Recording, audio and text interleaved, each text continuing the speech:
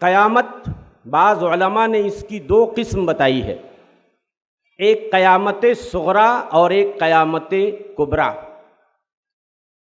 قیامت صغریٰ انسان کی جب موت آ جاتی ہے نا تو یہ گویا چھوٹی والی قیامت اس کی آ گئی، اور اس معنی کی ایک روایت بھی بیان کی جاتی ہے، وہ ضعیف بلکہ موضوع ہے، من مات فقد قامت قیامتہ، جو مر گیا اس کی قیامت قائم ہو گئی۔ حدیث صحیح نہیں ہے لیکن معنی مفہوم اس اعتبار سے صحیح ہے کہ مرنے والا آدمی قیامت کے مناظر، آخرت کے مناظر اپنی آنکھوں سے دیکھنا شروع کر دیتا، وہیں سے اس کی آخرت شروع ہو جاتی ہے۔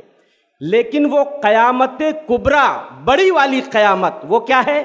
وہ زلزلہ ہے، وہ سور جس میں حضرت اسرافیل علیہ السلام اللہ کے حکم سے جب پھونک ماریں گے ہر چیز تہس نہس ہو جائے گی، فنا کے گھاٹ اتار دی جائے گی، ہر چیز چورا چورا ہو جائے گی، ریزہ ریزہ ہو جائے گی، اور اس کائنات کی کہانی ختم ہو جائے گی، صرف ایک اللہ کی ذات باقی بچے گی۔